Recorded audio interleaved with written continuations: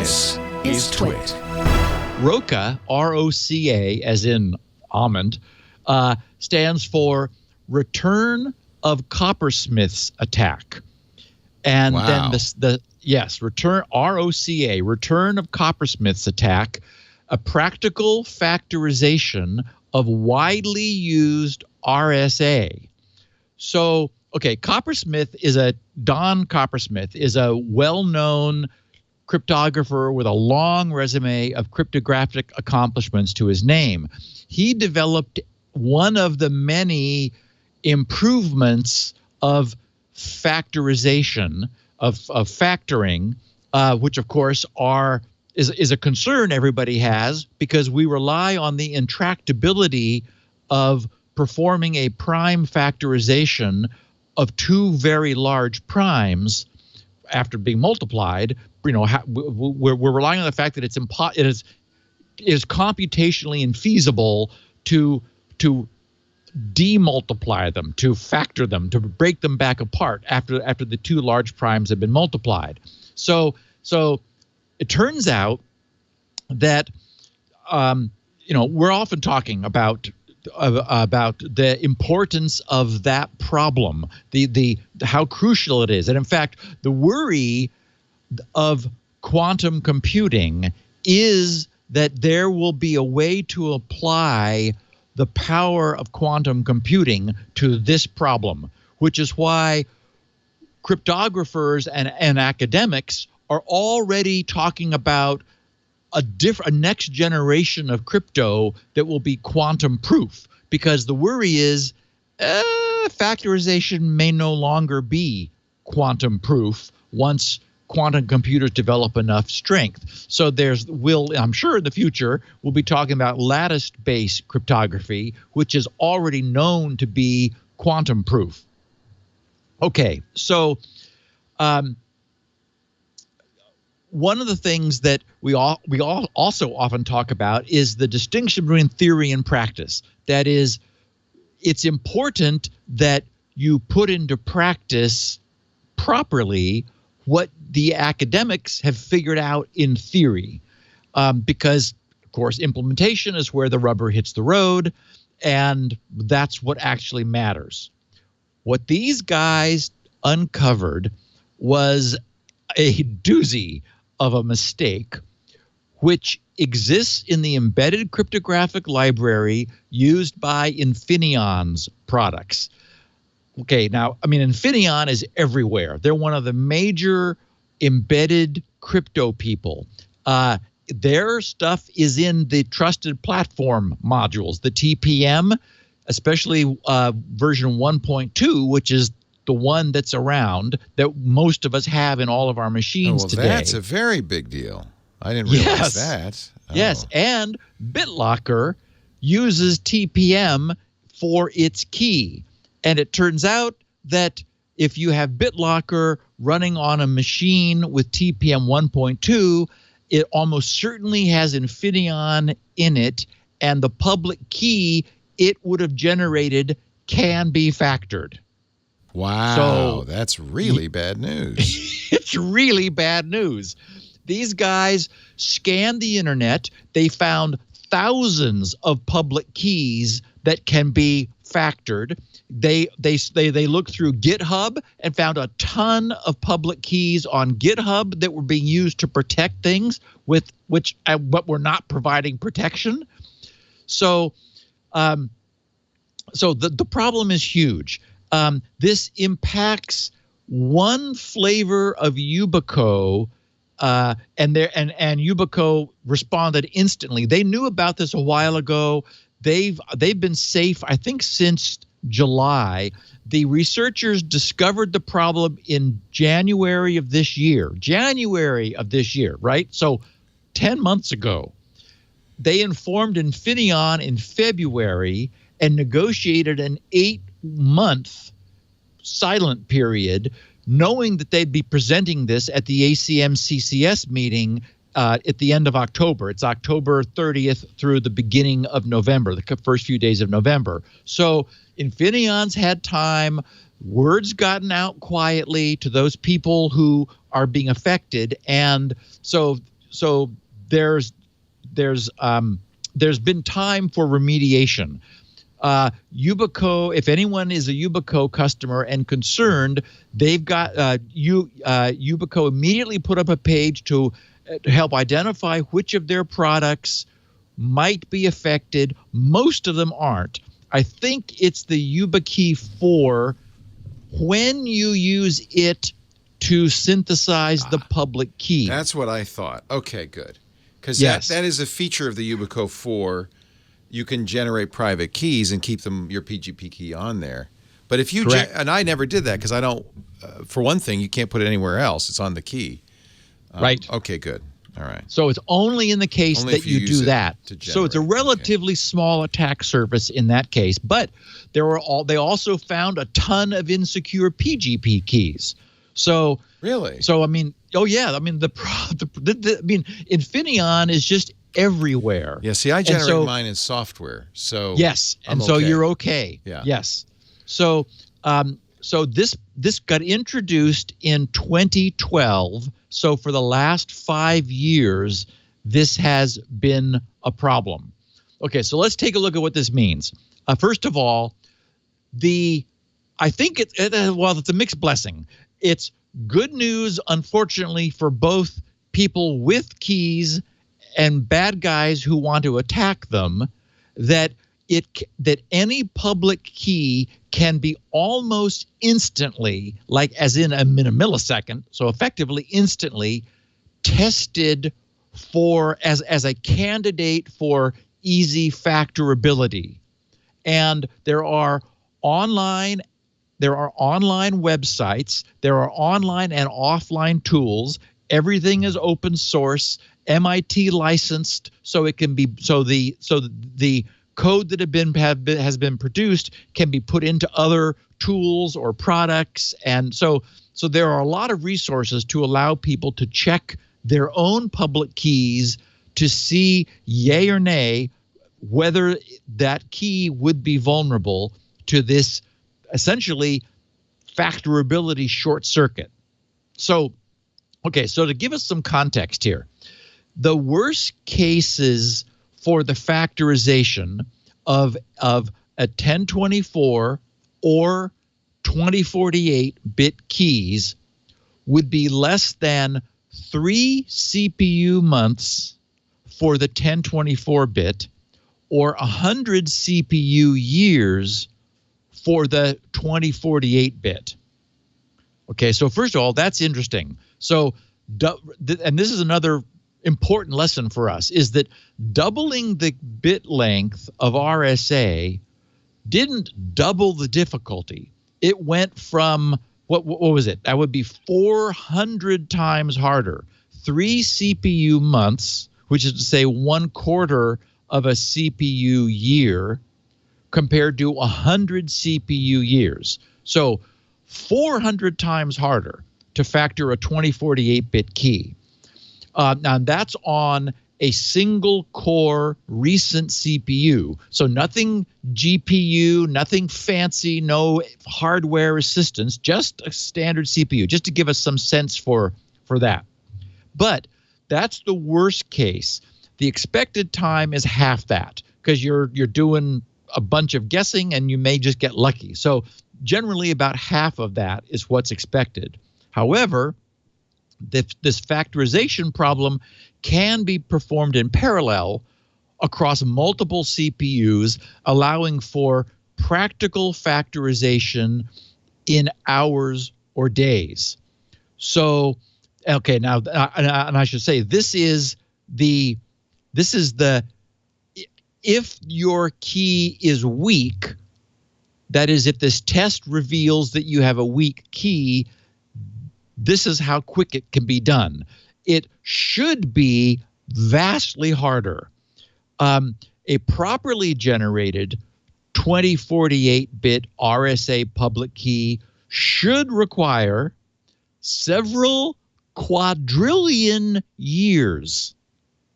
So that's hundreds of thousands of times the age of the universe. You know, we throw these large numbers around casually, but when you're at hundreds of thousands of times the age of the universe, you probably are safe, as long as nobody made a mistake. And the point was, somebody did. The 2048-bit keys that this broken library has, which has been embedded into Infineon's hardware, can be broken in not several quadrillion years, but 100 simple CPU years. Oh, that's a little different. Yeah. So, yeah, exactly. So to put some cost on this, in the case of the broken public key, the worst case price of factorization on an Amazon AWS C4 computation instance for the 1024-bit key would be $76. Wow. And the 2048-bit key costs more. That's $40,000. But obviously well within the price, well within the budget of a corporation, someone, or certainly a state actor who's got essentially infinite money. And half that would be, again, typical. So about $20,000 worth of Amazon AWS C4 computation time, and you get to crack one of these weak keys. So in a scenario would be maybe you had a competitor's laptop, and it was an encrypted hard drive, and on that using TPM, and on that laptop were presumably secrets of interest to you. You could, for 40 grand, unencrypt it, basically. Yes. Wow. Yes. Exactly. Wow. Yes. So, for a reasonable price in a short time, way down from several quadrillion years. How much is that in Amazon compute? Actually, really, this may be more of a statement of how cheap it is to get compute time. It's free because you'd never have a chance to pay the bill. The bill would never come. Yeah. It's like, no, we're still working. I'll let my great-grandchildren pay that bill. Right. That's hysterical. Okay, so they disclosed it, as I mentioned, to Infineon in February. So everybody's been scrambling. Well, as an example, Yubico says every key we've sold since June is fixed. Yes. So they've known for a while. Yes, exactly. So Microsoft, Google, HP, Lenovo, Fujitsu, they've all already released software updates. On the other hand, a laptop that doesn't get those isn't fixed. So very much as with the KRACK attack that we'll be wrapping up today with, this is an instance where you really do want to use sort of ignore the advice of, which is typical for firmware, of if it's working fine, don't mess with it. In this case, it only appears to be working fine. So you definitely want to make sure, especially if you have TPM version 1.2, because that's where the problem is. Apparently, 1 didn't have this because it's older than this library, which only appeared in 2005. 2012. Okay, so these guys, as I mentioned, scanned the net, found thousands of keys, found PGP keys, found keys on GitHub. So apparently people have been using this Infineon library for producing keys, just figuring, hardware is better than software. Not in this case. They also looked at 41 laptop models that used TPM modules. They found vulnerable TPMs, trusted platform modules, from Infineon in 10 of the 41. And in their own disclosure, they note that they said the vulnerability is especially acute for TPM version 1.2 because the keys it uses to control Microsoft's BitLocker hard disk encryption can be factored. So anyone who obtains a Windows machine with a BitLocker encrypted drive on top of TPM 1.2 may not be secure. So what that says is you'll want to fix your hardware and then rekey your BitLocker using an updated key from the Trusted Platform module. And I'm sure there will be remediation details available as soon as this all happens. So both online and offline detection tools have been provided. They're open source and, as I mentioned, released under the MIT license so they can be put into other solutions. The best vulnerability test suite is keychest.net/Roca, KEYCHEST.net/Roca. So the researchers wrote, our work highlights the dangers of keeping the design secret and the implementation closed source. Oh, I forgot to mention that the way they found this was just by having some Infineon hardware generate a whole crap load of keys, of public keys, all presumably safe. And these guys studied the output and found the weakness. It would have been so much easier if, as academic crypto researchers, they've been able to look at the code, but it's closed.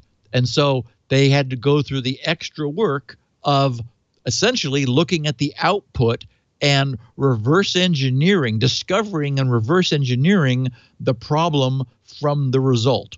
So they said our work highlights the dangers of keeping the design secret and the implementation closed source, even if both are thoroughly analyzed and certified by experts. They wrote, the lack of public information causes a delay in the discovery of flaws and hinders the process of checking for them, thereby increasing the number of already deployed and affected devices at the time of detection. So, so of course, Infineon's not happy. They've acted as responsibly as they can, but unfortunately, this is firmware embedded into hardware. So getting to it is a little less easy than it is on, for OS updates and app updates and the sorts of things we're seeing all the time. And also probably requires more user interaction. So, and we'll be talking, of course, again about how KRACK relates to this. Yubico's page is yubico.com/keycheck. And I've got a link in the show notes to the paper where they describe all this. But so basically, there was 5 years ago a weak library or a flawed library which was supposed to be producing strong public keys, wasn't. And because it's from a well-known good manufacturer, I mean, I'm sure Infineon is not happy about this. These keys are well used and prevalent. So it is possible to check any, if you've got them, to quickly determine instantly whether it's vulnerable or not. And not all of them that are produced by this library are vulnerable. So it's worth checking rather than immediately panicking. And if you're able to rekey once this is fixed, or just rekey from a software-based source, as you did, Leo, then that makes a lot of sense too. I actually was looking into, because I thought it's time. I read a really good article saying, don't keep your private keys on the internet, which I don't do, or even on an internet accessible device. Like put them on a USB key and put it away. And so I was thinking another place to put it would be, of course, a YubiKey. And then I noted that you could generate a PGP key on YubiKey, the YubiKey 4. It has enough horsepower to do that.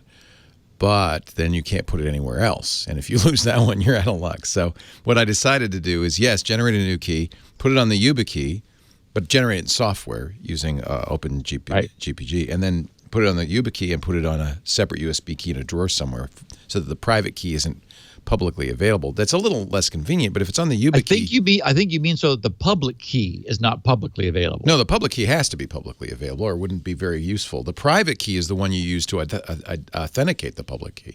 So that you want to keep very close to your chest. You put the public key out. And so that's the problem, is that it's the public key that gets factored. Oh, screw that! But I'm going to make it. But I'm going to make it with safe software.